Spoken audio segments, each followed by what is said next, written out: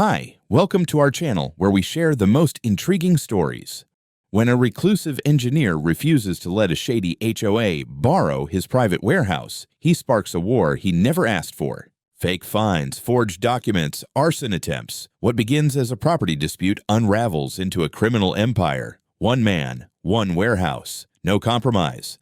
I never liked dealing with strangers, much less self-important committees. That's exactly why I bought land out in the industrial fringe of Walker County, Texas, away from neatly trimmed lawns, HOA newsletters, and suburban paranoia. My name is Caleb Milton. I'm 39, single, and quiet by choice. I built my own warehouse with my own damn hands, poured every inch of concrete, rigged every bolt, wired the whole thing myself. It's not just a building. It's my livelihood, my vault, my kingdom.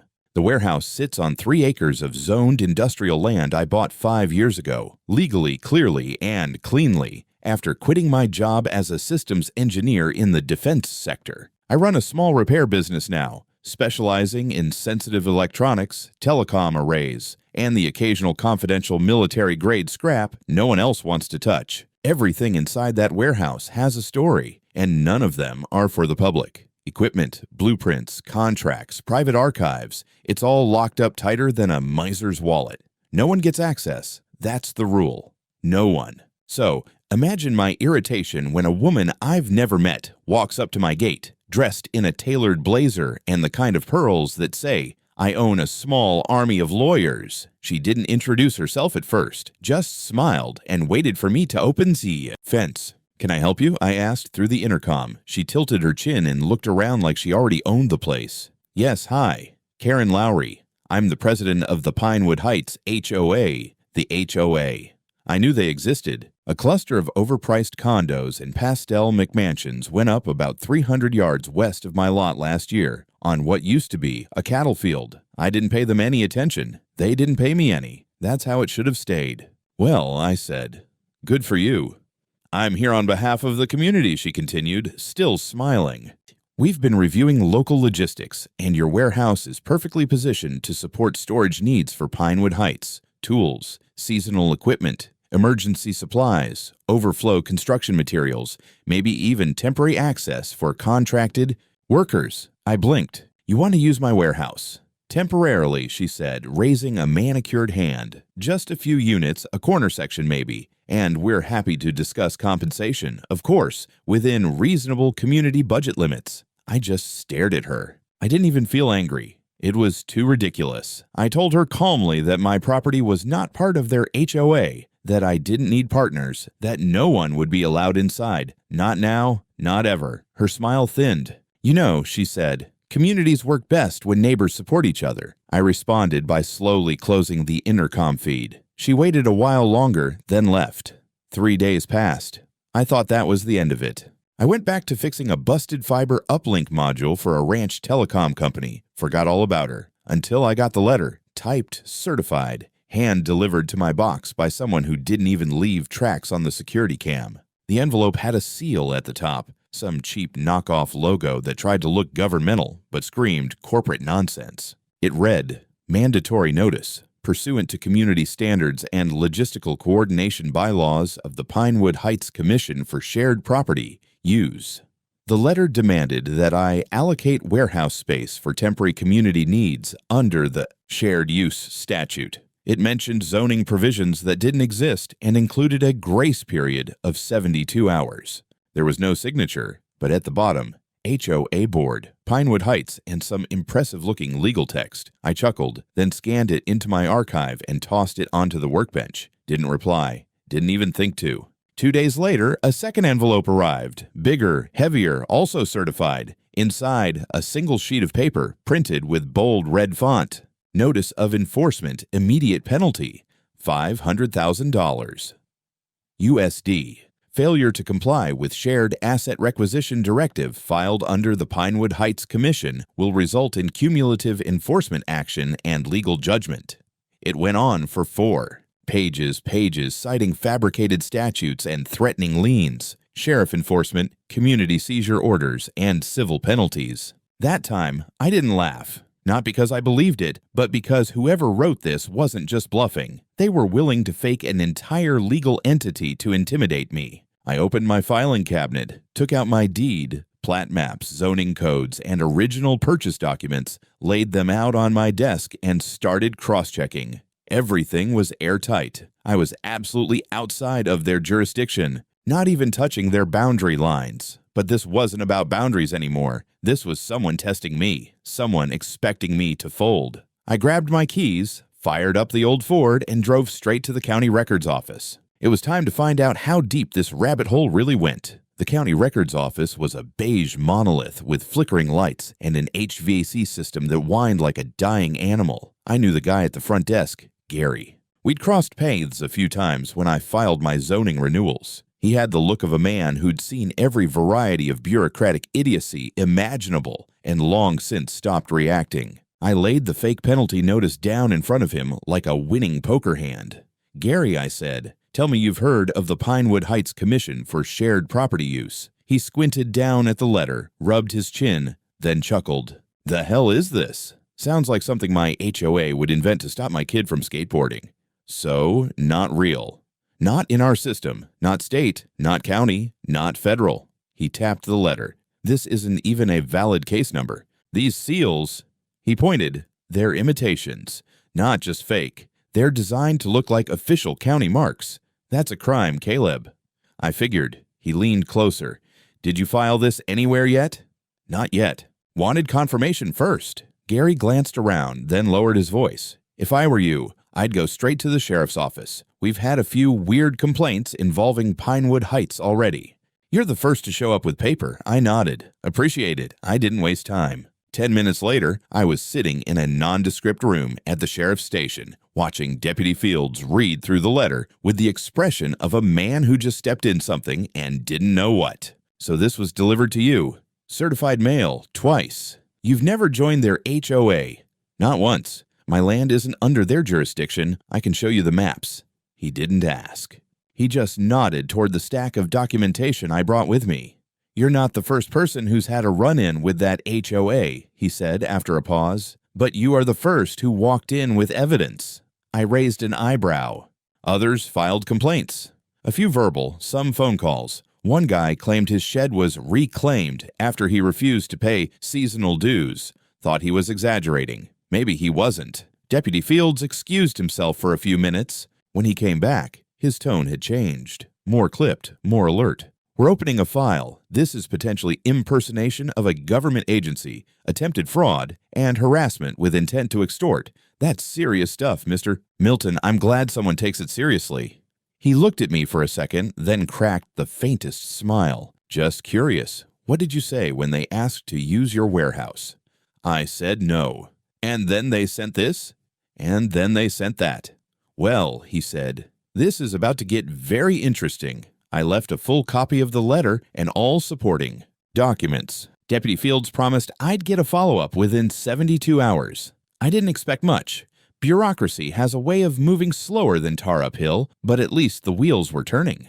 That night, I sat in my office, reviewing my security footage from the previous week. Nothing unusual, but I started to notice little things I hadn't thought about before. Subtle. A black SUV that passed my gate 3 times in 1 hour. A woman in running gear who paused outside the fence pretending to tie her shoe but kept looking at the camera. I made a decision. I upgraded every camera to a live motion system backed up to a cloud server in real time. I installed LED floodlights with motion sensors and connected the whole setup to my phone. I wasn't being paranoid. I was preparing. These people wanted pressure. Fine. But I wouldn't fold under it. 2 nights later, I got a surprise visit. Not an ambush. A polite knock on the side gate around 9:15 p.m. "Karen." I didn't open the door. I just tapped the speak button on my video intercom.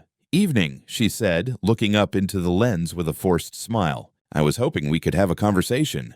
"About your felony?" She blinked. "Excuse me, you sent a forged legal document through the mail. That's fraud. And probably mail fraud, which makes it federal. I spoke to the sheriff's department." Her smile faltered, but she recovered quickly. "Let's not be dramatic, Caleb. That letter wasn't meant as a threat. We just wanted to open a dialogue. Maybe things got misinterpreted."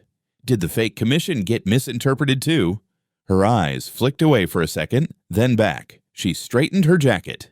"Look, We're willing to drop the entire thing. Forget the letter. Forget the commission. You let us use 1/4 of the warehouse, short term, and we compensate you.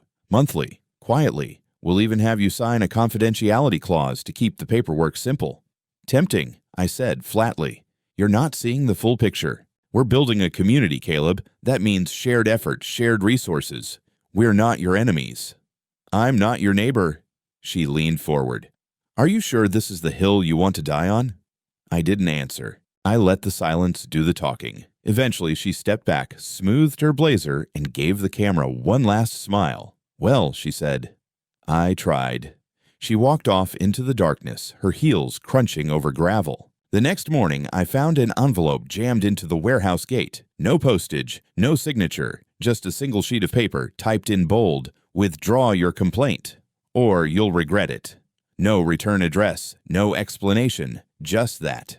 I took the note inside and laid it down next to the other two. Then I opened a new folder on my computer labeled Pinewood Heights, Criminal Case. The morning after the threat arrived, I doubled my camera coverage and changed the passwords on every connected device I owned. I wasn't scared. I was pissed. I grew up fixing machines with my father, the kind of man who built his own workbench out of scrap metal and cemented it into the garage floor. He taught me early on, if someone tries to intimidate you, that's the moment you stand straighter. I didn't bother calling Karen. I went back to the sheriff's office instead, this time carrying the anonymous threat in a clear evidence bag. Deputy Fields took one look at it and sighed like a man who just realized his weekend plans had been canceled. Same printer paper as before, he muttered. Same font, same margins. They're not even trying to hide it anymore.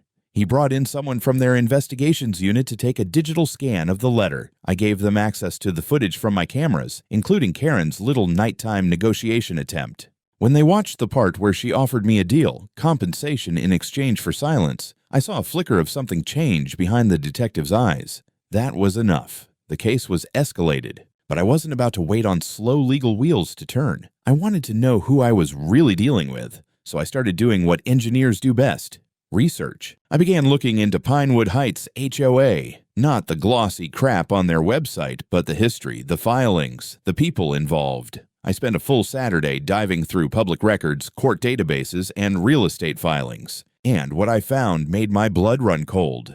Pinewood Heights HOA wasn't formed when the development was built. It was revived. The original HOA was disbanded 7 years ago after a civil suit for illegal foreclosure practices. Same name, different tax ID, a new shell company, and guess who was listed as one of the board members back then? Karen Lowry. Under a different last name, Karen W. Hammett. Same face, same smug grin in a photo tied to a court document. She changed her name 2 years ago after moving states. That wasn't all. I started cold calling property owners listed in online forums for HOA disputes. A few hung up, one cussed me out, but 2 talked. The first was a man named Eugene in El Paso, who said he'd sold his home in a panic after his HOA began issuing unpayable fines, then froze his access to his own garage until he cooperated. When I told him the name Karen Lowry, he went silent for 10 seconds and then muttered, "Jesus, that bitch is still doing this?" The second was a woman named Tasha, a former resident of Pinewood Heights itself. She'd moved out the year prior. I asked her why. "Because they took my shed," she said. Took it. They said it was non-compliant. One day it was there. Next day it was gone. No notice. No hearing. Then I got fined $3,000 for unauthorized removal of community property. I couldn't fight it. I just left. She sent me a scanned letter, same header, same fake legal structure, same typeface. I offered to cover the cost of notarizing her statement for the sheriff's case. She agreed. That made 3 of us now with documentation, me, Eugene, and Tasha. But I needed more. I needed the guts of this operation, so I decided to play dirtier. Through an old friend from my aerospace days, a guy named Brendan who now ran his own IT firm, I was able to gain access to a local real estate back-end system used by title companies. I ran a full title history search on every plot inside Pinewood Heights. Took me 5 hours, 3 energy drinks, and 2 curses to get through it all. But then I found it. Lot 117. The property was purchased by the Pinewood Heights HOA itself 2 years ago for $1 from a man named Russell Green. Public records said he moved out voluntarily. but I found a civil suit filed by Green 3 months after that. He accused the HOA of extortion and forced transfer under duress. The case had been dismissed without prejudice. That meant it could have been settled quietly. I tracked down Russell via an old LinkedIn profile. He called me back that night. He was exhausted, worn out, said he hadn't talked about it in over a year. They put liens on my house for violations that didn't exist, he told me. They fabricated citations. Said my fence was too tall, my windows too reflective, my garden beds encroaching on easements. Fines stacked up to $50,000 in 6 months. I hired a lawyer. They threatened to report me to CPS. I didn't even have kids. I gave up. I asked him if he'd be willing to go on record. Only if I'm not alone. You're not, I said. You're part of something bigger now. The next morning, I drove to the office of a civil litigation attorney in downtown Houston. Nameplate read Kendra M. Gaines, and her reputation for gutting abusive HOAs was legendary in some of the forums I'd been crawling through. She heard me out, brows furrowing deeper with every page I slid across her desk. When I was done, she leaned back and said, "This is racketeering, Caleb. If this is what I think it is, we're not talking about an overzealous HOA. We're talking about a criminal enterprise disguised as one." "Good," I said. "I want to burn it to the ground," she grinned. "Then let's get to work." That night, I got a message from the journalist I'd spoken with before. He wanted to meet, said he'd been following the breadcrumbs I dropped. His next words made me sit up straight. "I found a whistleblower. Ex-board member. Wants to talk."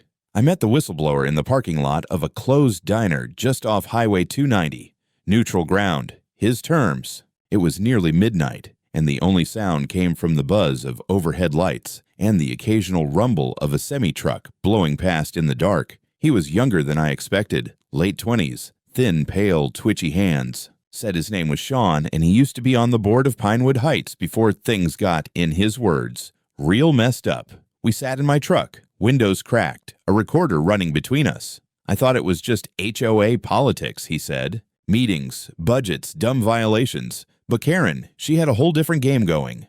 I let him talk. He didn't need much prompting. According to Sean, the moment Karen took over as HOA president, things changed. She created something she called the Community Oversight Council, which sounded official but never existed in any HOA bylaws. It was just a front, a few loyalists who would show up in matching polo shirts and take notes like government agents. They started inventing infractions, Sean said. Like, a guy had an RV parked legally in his driveway, got fined $6,000 for unauthorized commercial presence. Another woman. Her dog barked too much. $10,000 in nuisance disruption penalties. I asked how the fines were enforced. Threats mostly. And shame. She'd print letters on fake letterhead, something called the Pinewood Enforcement Bureau, said they'd seize homes, garnish wages, revoke community access. It looked real. Most people just paid. Did anyone resist? Sean looked away. One guy hired a lawyer. Next day, he got hit with an anonymous code violation, non-compliant fencing, mold, improper disposal of yard waste, suspected water theft. He dropped the case and sold the house. How much of this did you see firsthand? All of it. I was the guy printing the letters. She said it was just pressure tactics, that it was about maintaining standards. But then the money started disappearing. He showed me screenshots, internal ledgers, emails, photos of checks. There was a second HOA bank account registered under a dummy entity called PH Maintenance Fund. The only signatories, Karen Lowry and a man named Douglas Brandt, realtor by license, a full-time auctioneer by practice, Karen's cousin. Sean finally quit after a neighbor he knew personally got hit with a $35,000 fine for improper use of a recreational structure. The guy had put up a tree swing for his daughter. That's all. Karen sold the house 2 months later, auctioned it as reclaimed property. I couldn't take it anymore. I asked if he'd testify. He hesitated. Will I be safe? I'll make sure of it.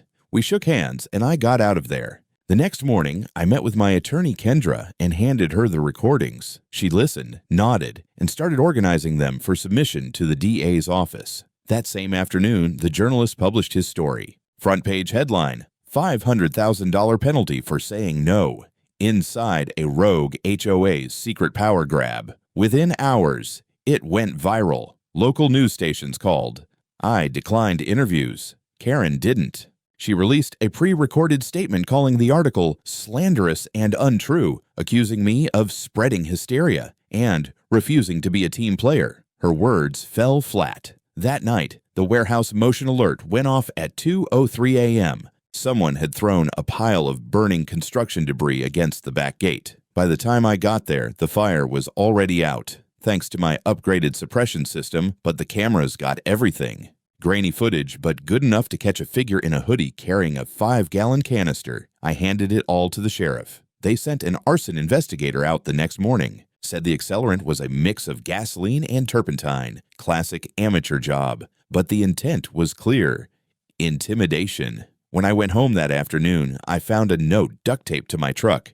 You're making a mistake. There's still time to walk away. I didn't walk away. I filed for a restraining order against Karen Lowry and forwarded every new piece of evidence to my lawyer. She submitted an emergency motion to freeze the secondary bank account before any more money could be drained. The judge granted it within 24 hours. The walls were closing in, but Karen wasn't done. She held an emergency HOA meeting, which I wasn't invited to, obviously, but video leaked. In it, she stood in front of a group of stone-faced residents and said, "This is not about Caleb Milton.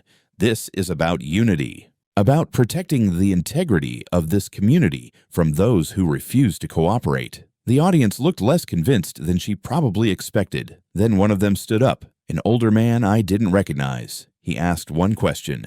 "Karen, where's the money?" She didn't answer. The warrants came down just after dawn on a Tuesday. I got the text from Deputy Fields first. Short, clipped, all business. Executing today. Stay alert. Don't speak to media yet. By the time I poured my second cup of coffee, local news vans were already circling Pinewood Heights like vultures. Apparently, someone inside the sheriff's department leaked that the HOA office was about to be raided. Not that I blame them. After weeks of silence, pressure, and smoke, something real was finally about to hit the fan. I didn't drive out there. I stayed at the warehouse, watching the whole thing unfold on my phone through a live stream. My lawyer Kendra called me as soon as she arrived on scene with a camera crew. "This is it," she said, her voice sharp with adrenaline. "They're hitting the office, Karen's house, and the auction facility.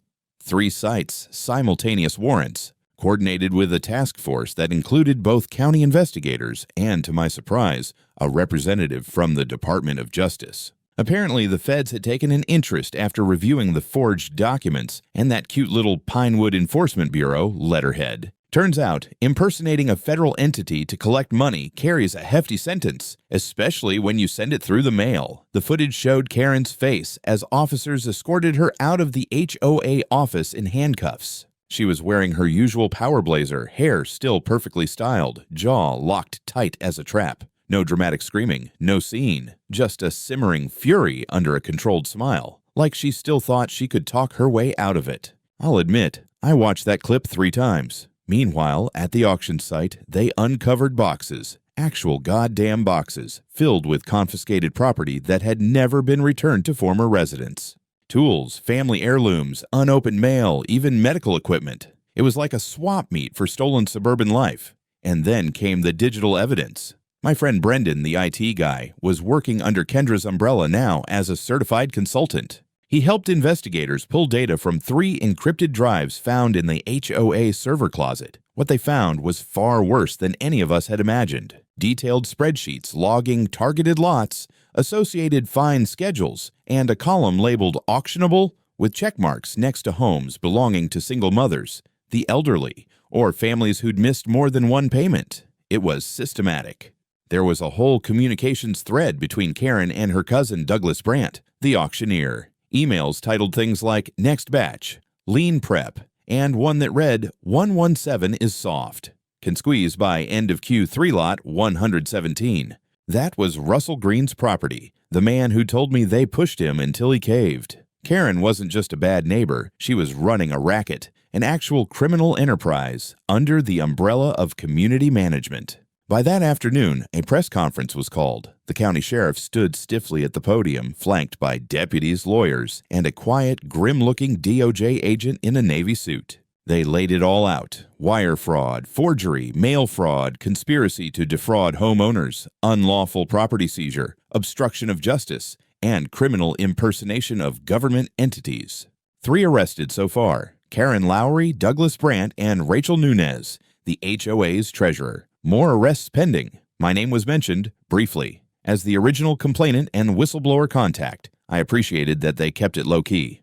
Still, I knew my face was out there now. I already had reporters calling, doorbell ringing, inbox flooded with requests for comment. I didn't respond. Instead, I walked the perimeter of my warehouse, slowly, quietly. I checked the cameras, tested the backup generator, made sure the exterior motion lights were still synced. It wasn't paranoia. It was ritual now, the routine that kept me grounded. As I circled back to the front, a black sedan pulled up just outside my fence. I froze. Then I saw the driver step out. Thin gray hair, dark suit, government badge. He introduced himself as Agent Ford from the DOJ's Financial Crimes Division. Said he'd like to ask me a few questions. I let him in. We sat at the workbench where I'd first scanned that phony $500,000 penalty notice. He asked about the documents, the delivery, the threats, the whistleblower. I gave him everything. Every file, every scan, every statement, meticulously organized in folders by date and subject. After an hour, he stood to leave. "You realize this case is going to set precedent," he said. I didn't set out to make precedent. He looked around the warehouse. "You didn't have to. You just didn't cave." That night, the Sheriff's Department issued an emergency motion to freeze all HOA-controlled accounts. The court granted it immediately, and that's when the floodgates opened. Over a dozen former residents came forward within 48 hours. Some shared stories of threats, coercion, falsified notices. One woman said her home had been auctioned while she was on vacation. Another revealed she was fined $12,000 for unauthorized fencing on a property line that the HOA itself had redrawn after she purchased the home. The local news ran a special, "The Shadow HOA, How One Man Exposed a Neighborhood Empire." I watched it in silence, then turned the TV off and went back to work. That night, someone knocked on my door at 11:47 p.m. It was Sean, the whistleblower. He looked pale, shaken, and was holding an envelope. "They found out," he said, voice cracking. "Someone's watching me. I found a GPS tag under my car." I pulled him inside, locked the door, and called Deputy Fields. They picked Sean up within the hour and moved him to temporary protective custody. I didn't sleep that night, not out of fear, but because I knew the war was only halfway over. The courthouse smelled like cold marble and fluorescent lights. I sat in the back row of the gallery, clean-shaven for the first time in months, wearing a borrowed sport coat that didn't quite fit across the shoulders. Kendra was 2 rows ahead, whispering with the assistant DA. Sean sat beside me, his eyes bloodshot, jaw clenched. He hadn't slept since they moved him to protective custody. At the front of the courtroom, Karen Lowry stood with her lawyer, a stiff man in a 3-piece suit who looked like he'd rather be anywhere else. Karen herself wore the same pearl earrings she had on the first day she visited my property. She was calm. Too calm. Like she thought this was all a misunderstanding that could still be spun into a miscommunication. But what she didn't realize was that this wasn't some HOA dispute over mailbox colors. This was criminal court. The DA wasted no time. They led with the financial records, bank transfers between the HOA's public account and the hidden maintenance fund. Then came emails, dozens of them, read aloud by a stone-faced clerk. Internal communications between Karen, Douglas Brandt, and Rachel Nunez detailing how to isolate non-compliant homeowners and pressure them into voluntary transfer. They presented spreadsheets with homeowners' names, penalty amounts, and side notes like likely to fold, elderly, push hard, no lawyer. There was even a color-coding system. The whole thing felt more like a sales funnel than a community board. And then they called Sean. He looked like he was going to be sick, but he held it together. He walked to the stand, took the oath, and testified under direct examination for nearly 3 hours. He recounted everything: the fake letters, the intimidation tactics, the pressure to fabricate infractions, the auction kickbacks. Karen didn't look at him once. Then they called me. I'm not the emotional type. I don't raise my voice unless I'm dealing with faulty capacitors. But standing on that witness stand, looking out over a room of people I'd never met, but who'd been wronged in ways that mirrored my own, there was weight in that moment. I spoke calmly, clearly. I walked them through the sequence: the visit, the letter, the threat, the fabricated commission, the investigation. The judge asked a few questions about my warehouse's zoning. I answered everyone without hesitation. When I stepped down, I felt lighter, not victorious, just unburdened. Then came the wild card, Walt Finch. I didn't recognize the name until I saw the man himself, tall, lean, dressed in a simple brown jacket. He walked with a cane and a limp, but there was fire in his voice. He introduced himself as a retired Army sergeant and former resident of Pinewood Heights. He had been one of Karen's early targets. He described how they'd fined him over improper lawn maintenance while he was undergoing chemotherapy, how they'd cited his wife for structural neglect on the front steps of their home, how the pressure, the fines, and the threats wore her down until she suffered a heart attack and died in their living room. The courtroom went silent. You could feel the oxygen disappear. Walt didn't cry. He didn't shake. He just looked straight at Karen and said, "You took my peace. And you took my wife." Karen finally shifted. Her lips parted like she wanted to respond, but nothing came out. The DA rested their case the next day. Karen's defense was weak, predictable. Her lawyer argued that she had been misled by others, that the documents were administrative oversights, that the fines were enforced in accordance with community standards. He tried to paint her as a misunderstood leader, someone overwhelmed by responsibility. It didn't work. By then, the jury had seen too much. It took them less than 2 hours to come back with guilty verdicts on all major counts. The sentencing hearing came 2 weeks later. Karen got 13 years. Douglas Brandt got 8. Rachel Nunez, 6.5. Sean was granted immunity in exchange for cooperation and entered a witness protection relocation program.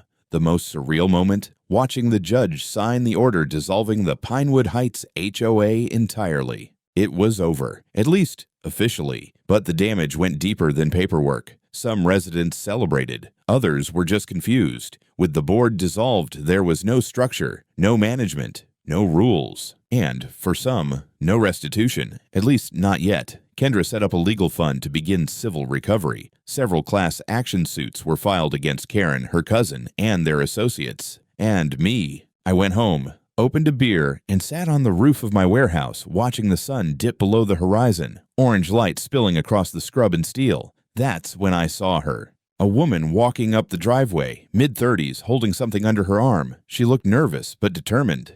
"Caleb Milton?" I nodded. She held out a photograph. "My name's Lisa Finch. Walt was my father." I took the picture. It showed her and Walt sitting on a porch I recognized from the court photos. Her eyes were red but steady. I just wanted to say thank you. I didn't know what to say. So I said nothing. She nodded, smiled faintly, and walked away. That night, I put the photo on my workbench, right next to the first letter Karen ever sent me, and I let myself breathe. You'd think after taking down a fraudulent HOA empire and testifying in court against a woman who tried to burn my life down, literally, I'd be able to sleep better. But the weeks that followed the trial were strange, uneasy. People kept stopping by the warehouse. Not journalists this time, but homeowners, former residents, strangers who read the story and wanted advice, or to say thank you, or to share their own war stories. I listened when I could. I kept a notebook, filled 4 pages with names and rough bullet points. Some wanted to organize, some wanted justice, some just wanted to be heard. But not everyone was happy. The now leaderless Pinewood Heights turned into a mess overnight. Without an HOA board, the neighborhood became a free-for-all. Contractors stopped showing up for planned projects. Landscaping companies refused service due to unpaid invoices. The pool was closed indefinitely, the playground vandalized within 3 days, and residents began arguing in online threads about who should take charge. A few even blamed me, said I'd brought the feds down on a peaceful neighborhood, that I blew things out of proportion. One guy wrote on a public forum, "Milton doesn't even live here. Why'd he stick his nose in our business?" I didn't reply. I let it simmer, because I knew something they didn't. This was necessary, painful, yes, messy, yes, but necessary. One evening, I got a call from Russell Green, the man who'd been forced to sell his home under Karen's racket. He told me he was working with Kendra to reclaim the deed to lot 117, the one they auctioned for $1. "I never thought I'd see justice," he said. "Now I might get my home back." That call meant more to me than any headline. But not everything was resolved. We were still digging through files. Brendan, my IT guy, uncovered a whole side ledger from Karen's operation. Turns out, they weren't just collecting bogus fines. They were laundering the money through shell maintenance companies. One of those companies, Metro Site Logistics, had billed the HOA for over $180,000 in storage and property clearance services. Guess what that money paid for? Trucks, auction preparation, surveillance, and warehouse access. Yeah, my warehouse. Karen had forged a line item claiming she had a lease agreement with me, a fake invoice that made it look like the HOA had paid me $2,000 a month for shared use of my space. It was filed in their internal ledger going back 6 months. When Kendra saw it, she was livid.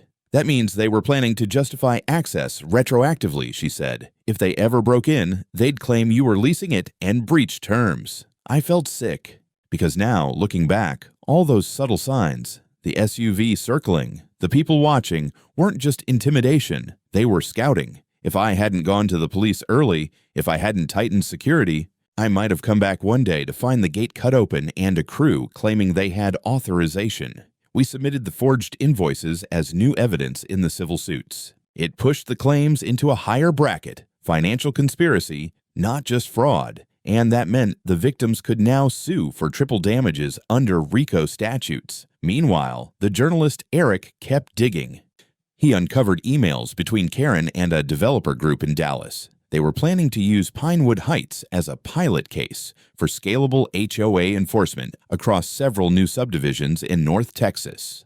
The plan was simple: create fear, enforce fines, take property, flip for profit. Eric called it legalized piracy under pastel siding. One day, I drove by Pinewood Heights, not to spy, just to see. The gates were still there, but open.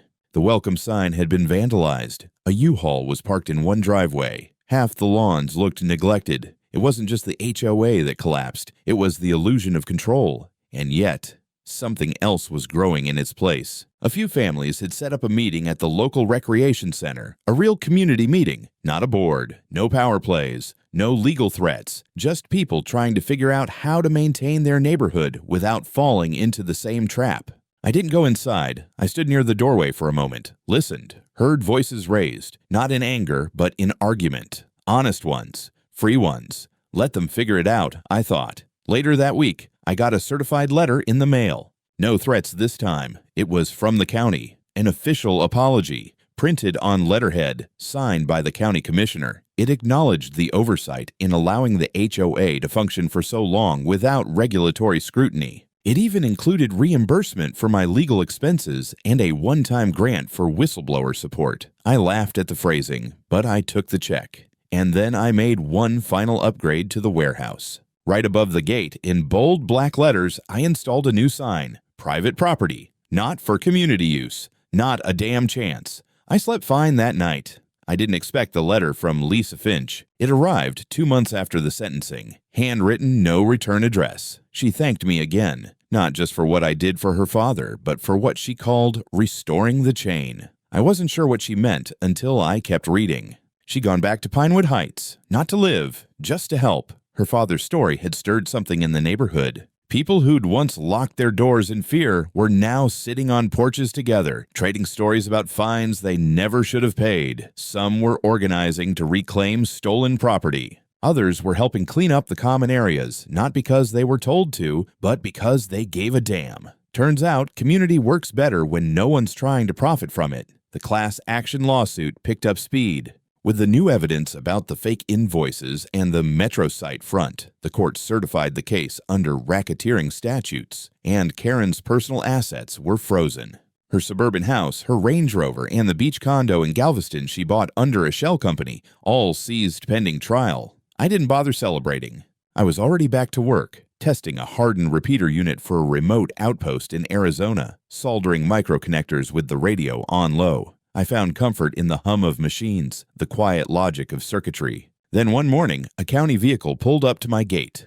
Not a cruiser, an unmarked SUV. Out stepped Deputy Fields, looking a little older than I remembered. "Got something for you," he said, lifting a cardboard box. Inside, tools, power drills, wrenches, labeled with names and lot numbers, all of them recovered from the HOA warehouse. Most were tagged as unclaimed, but one had a post-it note that read, "Milton, original complaint. Yours if you want it." I kept the tools. Not because I needed them. I've got better. but because I like remembering what justice actually looks like.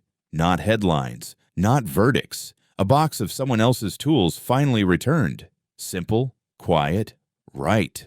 The warehouse, meanwhile, became something of a legend. A few online forums started referring to it as the Fortress, and once or twice someone showed up asking if I offered consulting for HOA resistance. I didn't. But I kept every letter, every story someone sent. A woman from Florida, a man from Arizona, a whole group from Nevada who'd formed a neighborhood legal co-op after reading the article. One email stood out. A retired Marine named Dennis had his house seized by a similar HOA in North Carolina. He wrote, "They said my porch swing was non-compliant, charged me 15 grand. I saw what you did. I'm not backing down now." There was power in that. Eventually, Kendra invited me to speak on a panel at a housing rights convention in Austin. I almost said no. Public speaking wasn't my thing, but something about the timing felt right. I stood in front of a modest crowd of lawyers, homeowners, and activists, and I told the story. Not dramatized, not softened, just the facts, the warehouse, the fake fines, the threats, the fire. I ended with a simple line. The minute we treat private property like community convenience, we stop being a country of law and become a country of loopholes. People clapped. Some stood. A woman hugged me on the way out and said, "You saved more people than you know." I didn't respond. I just nodded. That night, back at the warehouse, I stood outside in the dark and looked up at the sign I'd posted weeks ago. It had faded a little from the sun. I thought about taking it down. Then I thought about Walt Finch, about Lisa, about the dozens of others who never got their tools back, or their sheds, or their peace of mind, about Sean who had to change his name just to stay safe, and I left the sign right where it was. Then I went inside, shut the steel door behind me, and locked it from the inside, because some things aren't for sharing. Not now. Not ever.